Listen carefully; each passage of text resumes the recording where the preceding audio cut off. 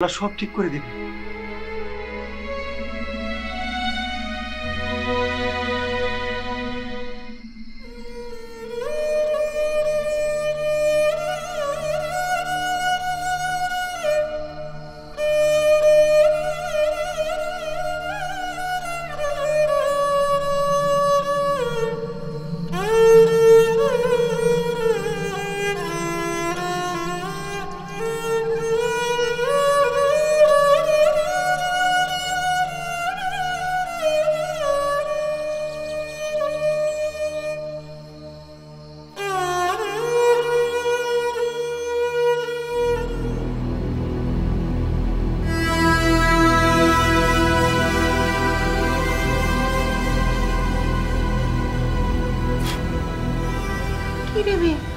ব্যথা কমেছে?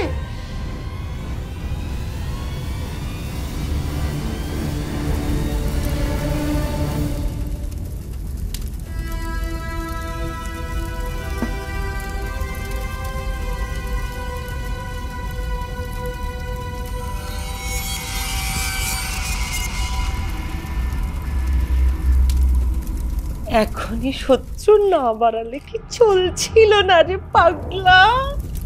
তুমি আর কথা বাড়িও না। আমার মা পাথর হতে বসেছে আর আমি এখনো খুঁজে পেলাম না আমার বোনান্তারাকে, এখনো না। আর তার উপর তুমি বললে অন্ধকার জগতের শত্রু। আমার মাথা গরম হয়ে গেল, আমার আর কিছু করার ছিল না। আর আমার মাথা গরম না হলে গরম হবে কি তোমার মাথা?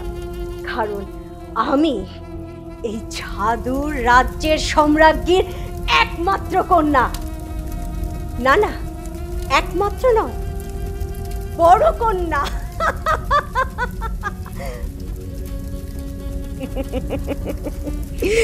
লক্ষ্যে পৌঁছতে গেলে মাথা গরম করলে চলবে না রে আলেয়া। শোন রে আলেয়া, যখন দেখবি লক্ষ্যে পৌঁছানোর রাস্তা দুর্গম হয়ে যাচ্ছে, তখন মাথা ঠান্ডা রেখে লক্ষ্যে পৌঁছানোর রাস্তা পাল্টে ফেলতে হবে। সেই পথটাই তো খোঁজ করে চলেছি, কিন্তু পাচ্ছি কোথায়?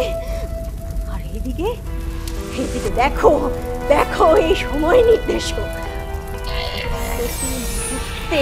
প্রতি মুহূর্তে মনে করিয়ে দিচ্ছে আমার মা পাথর হয়ে যাচ্ছে, পাথর হয়ে যাচ্ছে।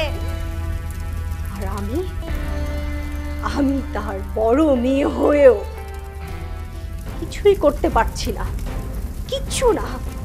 ওই দেখো দেখো, প্রতি মুহূর্তে এই কথাই বলে যাচ্ছে, এই যে দেখো দেখো দেখো দেখো।